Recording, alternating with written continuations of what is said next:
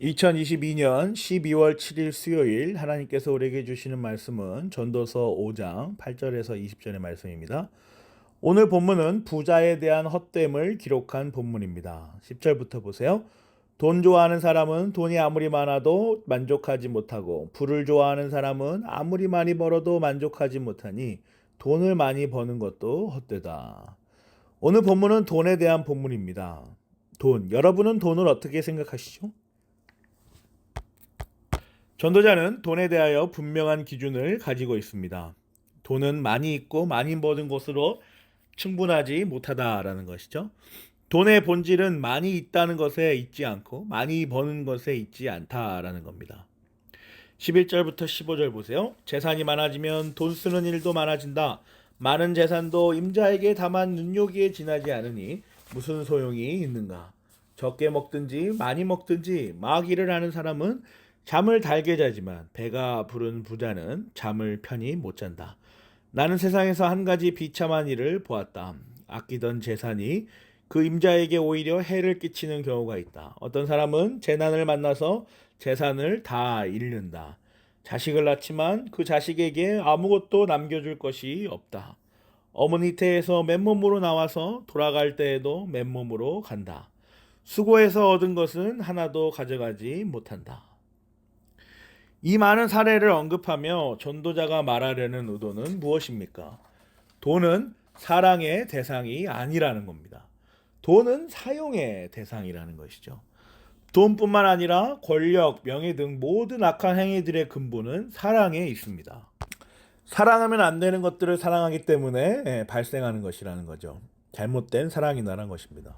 이 내용을 좀 더 깊이 묵상해 봅시다. 아우구스티누스는 이 내용을 존재의 질서에 기초한 사랑의 질서라고 불렀습니다.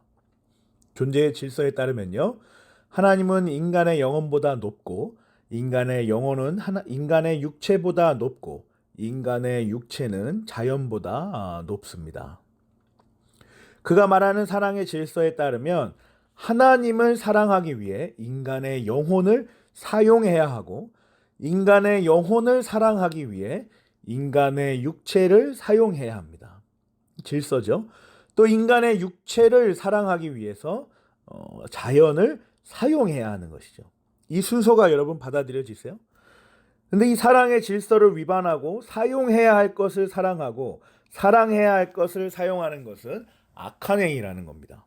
예를 들어 하나님을 사랑하기 위해 인간의 영혼을 사용해야 하는데 하나님을 사용하기 위하여 인간의 영혼을 사랑한다면 악한 행위가 되는 것이죠. 물론 그럴 수도 없지만요. 한편 자연을 사랑하기 위해 인간의 육체를 사용한다는 것도 잘못된 질서를 따르는 것입니다.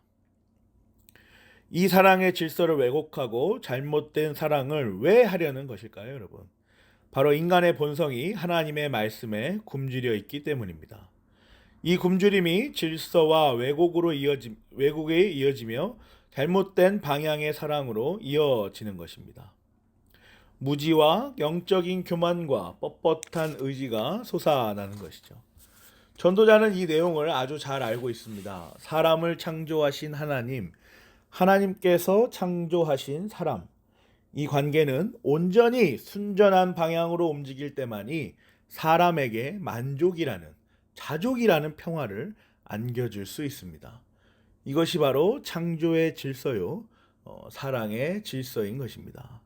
18절, 19절, 20절 한번 보세요. 그렇다. 우리의 한평생이 짧고 덧없는 것이지만 하나님이 우리에게 허락하신 것이니 세상에서 애쓰고 수고하여 얻은 것으로 먹고 마시고 즐거워하는 것이 마땅한 일이요 좋은 일임을 내가 깨달았다.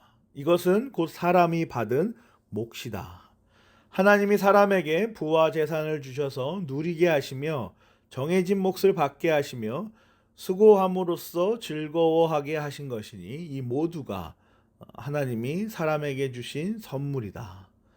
하나님은 이처럼 사람이 행복하게 살기를 바라시니 덧없는 인생살이에 크게 마음 쓸 것이 없다. 이 질서에 따라 사는 하나님께서 택하신 성도는 만족이 무엇인지를 알아요. 자족이 무엇인지 아는 것입니다. 또한 수고의 즐거움과 정하여진 몫이 어떤 것인지 아는 것이에요. 이 알므로 인하여 창조주를 알아가는 것입니다. 아우구스티누스가 말한 것처럼 하나님을 사랑하기 위하여 자신의 영혼을 사용합니다. 자신의 영혼을 하나님의 말씀을 묵상하는 일에 사용하여 하나님께서 어떻게 세상을 창조하셨는지, 그 창조의 원리는 무엇인지, 그것을 어떻게 오늘날 현실에서 누리고 살아야 할 것인지를 알아가는 것이죠. 사랑하는 고향제일교회 성도 여러분, 오늘 본문은 오늘날 우리에게 어떠한 교훈을 전달해 줍니까? 20절 한번 보세요. 하나님께서, 창조주께서 사람이 행복하게 살기를 바라십니다. 어찌 보면 당연한 것 같은 이 말씀은 오늘 본문의 맥락과 함께 우리에게 적지 않은 은혜를 경험하게 해줍니다.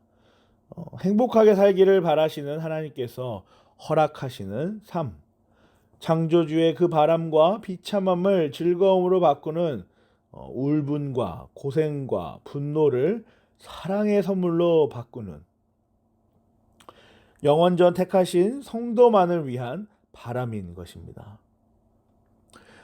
죄인의 비참함에서 의인이라 여겨짐을 통하여 얻는 즐거움, 울분과 고생과 분노의 길 가운데 아무런 조건도 없는 사랑으로 건져주시는 은혜의 선물인 믿음, 중생과 회심의 즐거움과 은혜와 믿음으로 그 구원의 여정으로 하나님께서는 성도를 인도하십니다.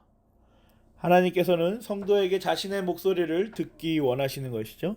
그 목소리에 기쁨으로 반응하기를 원하시는 것입니다.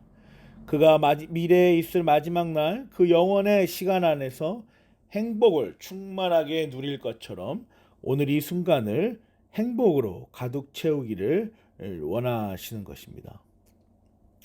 그러므로 사랑하는 고향예의교회 성도 여러분, 하나님의 이 의지대로, 이 뜻대로, 이 원대로 하나님을 알아갑시다.